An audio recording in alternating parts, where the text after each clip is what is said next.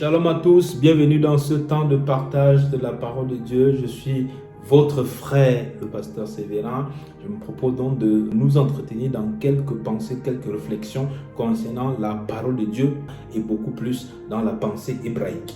Alors, donc, maintenant, je voulais partager, vous savez, aujourd'hui, il y a une notion qui est évoquée, on parle de village planétaire, on parle de mondialisation, on parle quand on parle de mondialisation, de village planétaire, en fait, c'est pour relever que le bonheur des uns, on dépend des uns des autres. On est dans un écosystème où on doit maintenir un certain nombre d'équilibres parce que si on déséquilibre un côté, ça va déséquilibrer tout le système. En fait, c'est ça aussi la notion de village planétaire qui a été, dont on parle aujourd'hui, que ce soit sur le plan économique, sur les autres plans, que ce soit écologique et tout. On parle souvent de la Terre comme une grande maison, on parle de la Terre comme un héritage commun.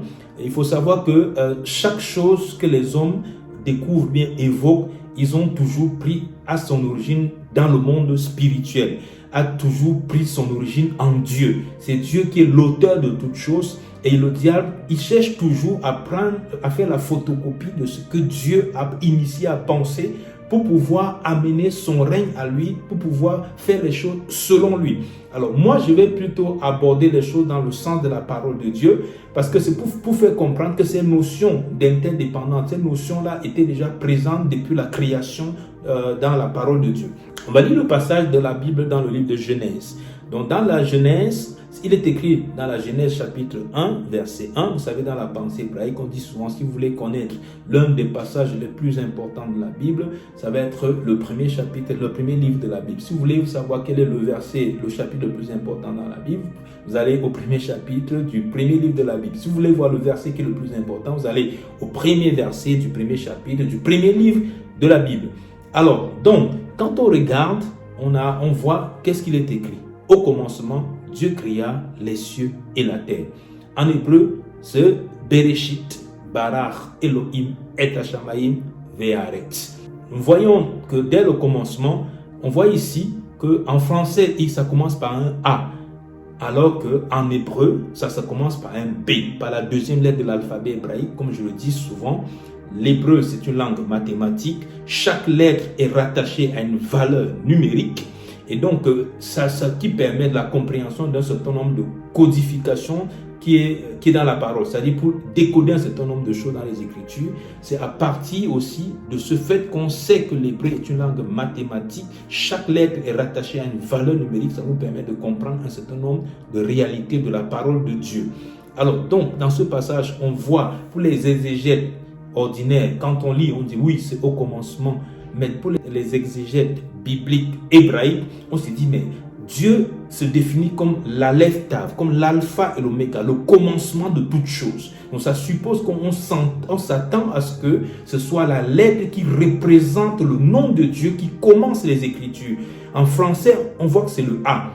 En hébreu, ce n'est pas le Aleph. Le Aleph, c'est l'équivalent du A de notre alphabet. Le Aleph, c'est la première lettre de l'alphabet hébraïque. Dieu se définit comme l'Aleph. Comme Dieu s'est défini comme la Louf. La Louf, c'est-à-dire le champion, celui qui est au-dessus de tout, qui vient de la lettre Aleph. Aleph qui est la première lettre, parce que Dieu s'est défini, et Yeshua s'est défini comme l'Aleph Tav, le commencement et la fin, le début de toutes choses. Et donc, on s'attendrait à ce que la parole de Dieu commence par la première lettre qui compose le nom de Dieu, parce que Dieu est au commencement de toutes choses. Mais en hébreu, ce n'est pas ça. Et donc, les exégètes bibliques hébraïques se posent la question en se demandant, mais pourquoi c'est la lettre B qui compose les Écritures?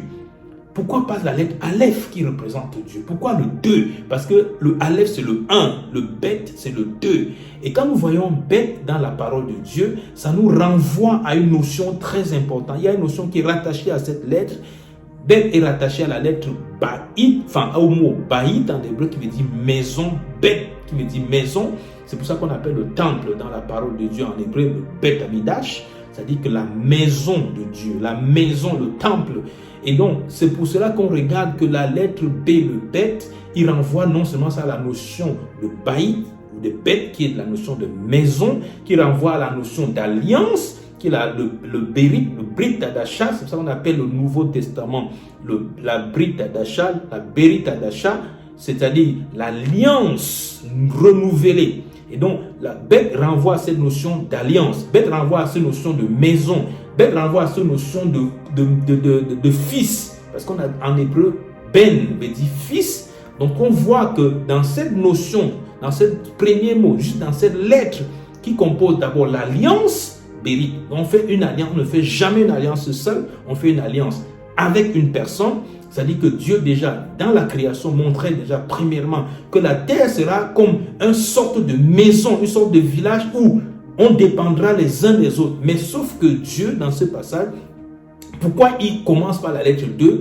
Parce que Dieu veut s'associer, parce qu'il veut s'associer à l'homme. Il veut s'associer à l'homme pour pouvoir gérer ce monde. Il veut que l'homme soit avec lui. C'est pour cela que quand il va créer plus tard Adam, il va confier à Adam la gestion des choses, mais il va dire à Adam, quand tu vas regarder, quand tu vas te promener dans tout le jardin, quand tu vas regarder ce table, ça va être la représentation de mon autorité qui t'a dit, tu ne mangeras pas parce que toi et moi, on est associés pour la gestion des choses. Et donc Dieu, donc le fait de créer, c'est le fait de céder à l'homme quelque chose. Et mais dans cet aspect de céder, il veut être celui qui contrôle, il veut être celui qui accompagne l'homme dans la domination de la terre. Puisqu'il a dit à l'homme, c'est toi qui vas dominer la terre. Et donc, dans la première lettre de l'alphabet hébraïque, on voit ces notions de maison, on voit ces notions d'alliance. C'est pour cela qu'il va créer Adam et Ève, dans cette notion d'alliance pour pouvoir gouverner. Parce que dans cette maison, qu'est-ce qu'il va créer en premier? Il va créer un foyer. Il va créer deux personnes dans une alliance pour pouvoir dominer la terre.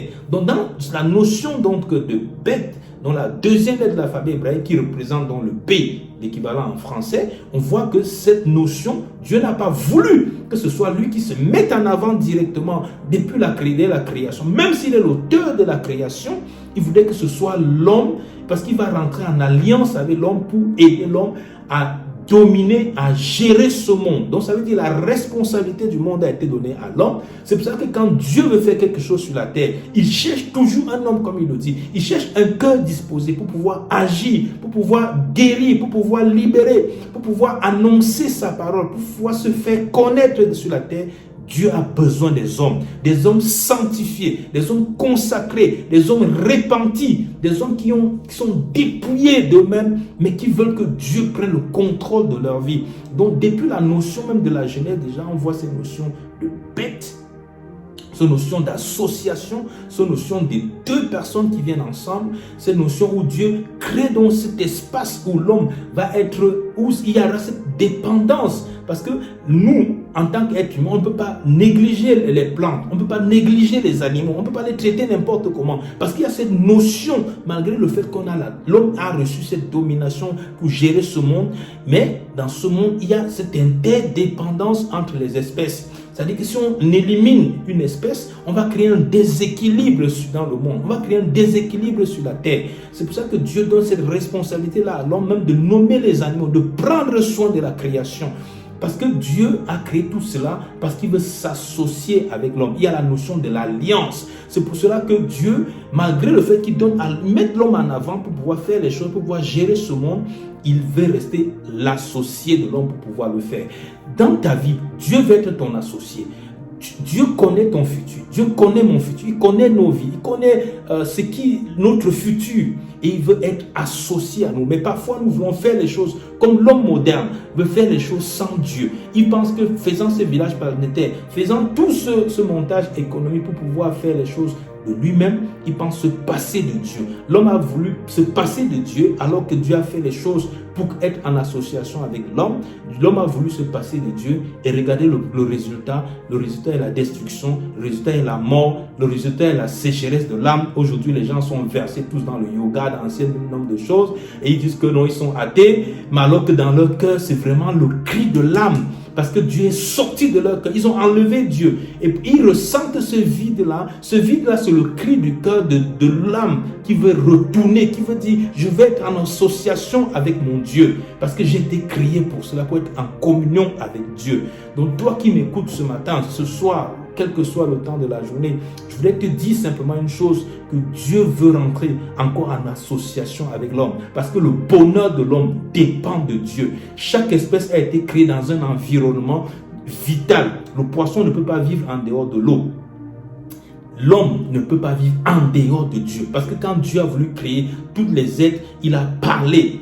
Quand il a voulu créer les poissons, il a parlé à l'eau. Quand il a voulu créer les animaux, il s'est adressé à la terre. Mais quand il a voulu créer l'homme, il s'est adressé à lui-même. Créons l'homme en notre image. Parce que l'environnement vital de l'homme, il voulait que ce soit lui, Dieu. Et quand l'homme sort de cet environnement, qu'il pense qu'il est intelligent, plus intelligent que Dieu, en fait, il retrouve la mort. Ma prière, c'est que toi, nous puissions revenir dans cette association avec Dieu et le laisser conduire nos vies parce que Dieu est fidèle, il nous conduira toujours à bon port. Ma prière ce matin, ma prière ce soir, cet après-midi, je prie que le Seigneur puisse te toucher au travers de ces paroles. Je prie que le Saint-Esprit puisse te toucher, que tu sois une malade quelque part. Je prie, pose ta main où tu sens mal maintenant et je déclare dans le nom de Yeshua, par la puissance du Saint-Esprit, que cette maladie soit terrassée, que quel que soit le nom qu'on lui donne le nom de cancer, qu'on lui donne de maladie, qu'on lui donne quel que soit le nom qu'on lui donne, je la détruis maintenant dans le nom de Yeshua, que cette maladie